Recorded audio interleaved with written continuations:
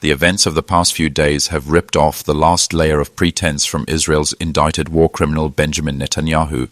For years he has tried to polish his image on the world stage by repeating the tired script that Israel respects human rights and that the destruction of Gaza's cities and towns is a military necessity against so-called booby-trapped buildings. He has paraded this justification to cloak what is in fact a campaign of collective punishment and extermination.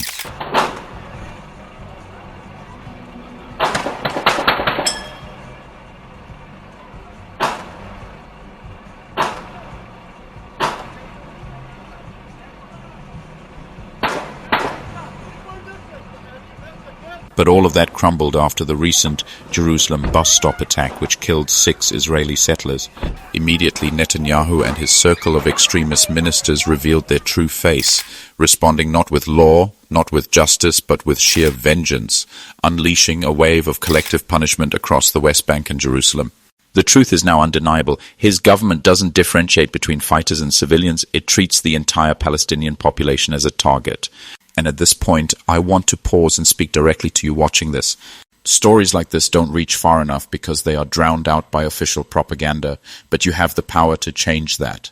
If you want this message to reach others, to break through the algorithm that hides the voices of the oppressed, please take a second right now to hit the like button.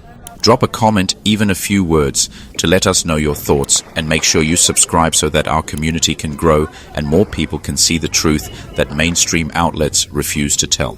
Every subscription, every comment strengthens the chance that others hear what Netanyahu once silenced.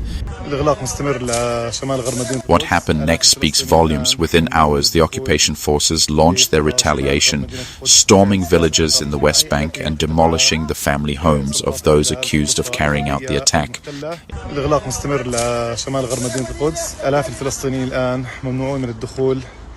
لقرى شمال غرب مدينة القدس بفعل سياسة العقاب الجماعي التي تتبعها سلطات الاحتلال في الضفة الغربية المحتلة.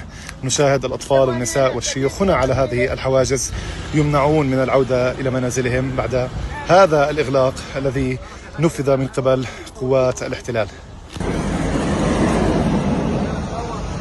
In Qatar and Kubeba, bulldozers flattened entire properties, leaving hundreds of people homeless in the space of a single morning.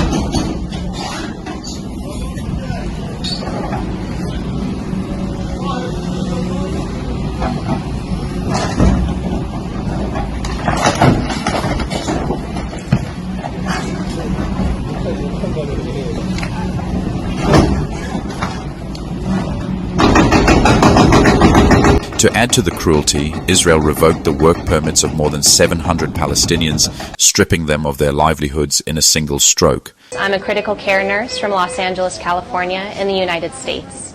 I've been working here at Nasser Hospital in Gaza for the last 5 weeks.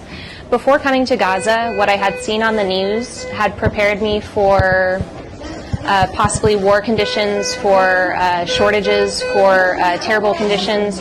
But the reality when I got here was much worse than what I had seen on the news. And it's not covered in the greatest detail because it's happening on such a large scale that it's hard to get all of the details of what's happening. In all of the units that I've been in, there's severe shortages of supplies. There's no gauze, there's no tape, there's no soap. So these patients that are surviving the initial injuries that they're sustaining are then dying from infections because we can't wash them correctly, because we can't keep them covered. There's flies throughout the hospital that we can't protect them from. Just 2 days ago, there was a mass casualty incident. There was 2 in one day. The first one was a bombing of a water distribution area. Right in this room, we received the patients. 5 of the patients were children that had arrived dead. The rest of the patients, there were so many of them that we were just laying them on the floor anywhere that there was space. Within the first 5 to 10 minutes, the entire floor was covered in blood, and we were sliding in it as we were trying to help the patients. And again, there's just not enough doctors, there's not enough nurses to help with injuries on this scale. So as we're wrapping patients' legs and trying to stabilize them for OR, they're dying before we can even intubate them. They're dying before we can even help them breathe. So the scale of catastrophe that's happening right now, even with all hands on deck, all hands that are available, it's just impossible to cope with it.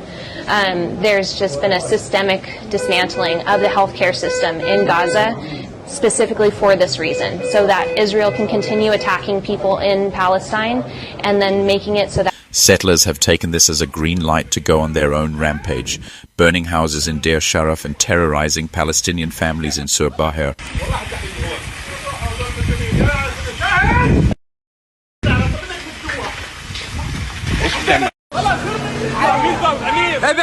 ابعد افتح طريق جوا فوت السيارة جوا بسرعة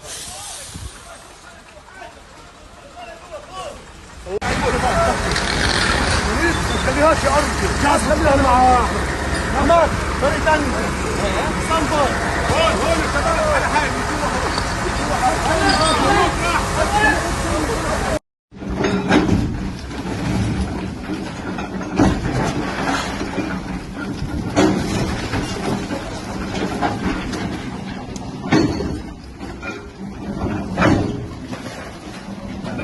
The demolition of 4 Amira family homes in Jerusalem was filmed in real time, and the footage is heartbreaking, children crying in the rubble while soldiers stood by unmoved. These are not the actions of a democracy at war. They are the actions of a regime that thrives on humiliation and ethnic cleansing.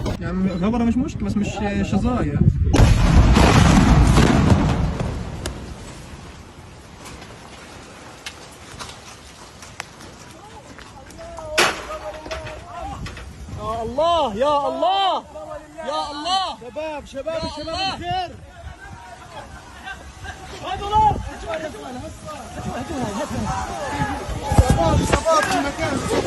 في صوت مين صوت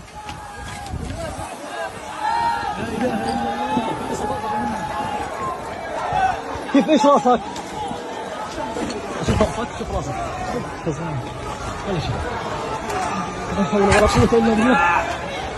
The broader picture is grim.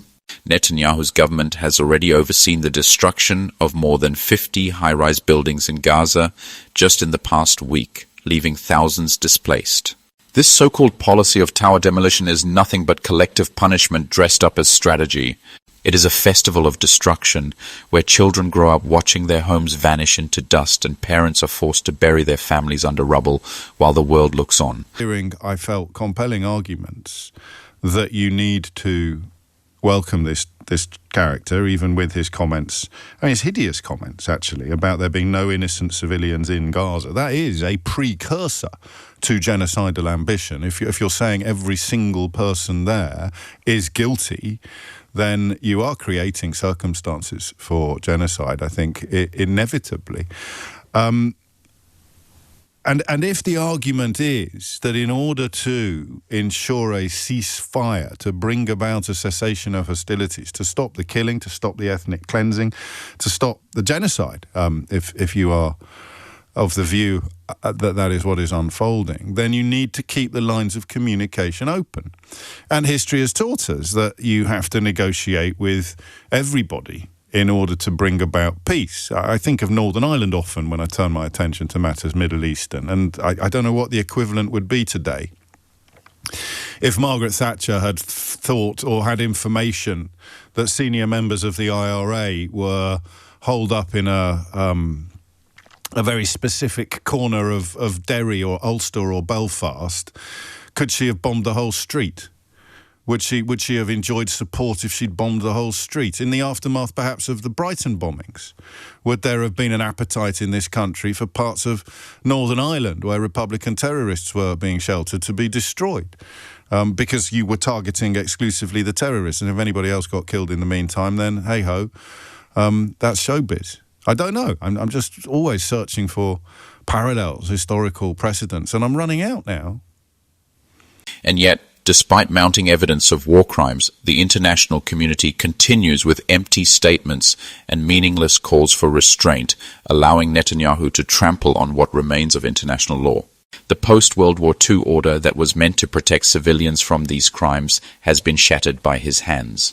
He is not pretending anymore. His mask has fallen and the world sees him for what he is, a man willing to reduce Palestine to ashes in pursuit of his genocidal vision. Thank you so much for watching. From the deepest part of my heart, I appreciate you. I might not be perfect, but all I ask is for your support through subscribing to increase our reach. God bless you.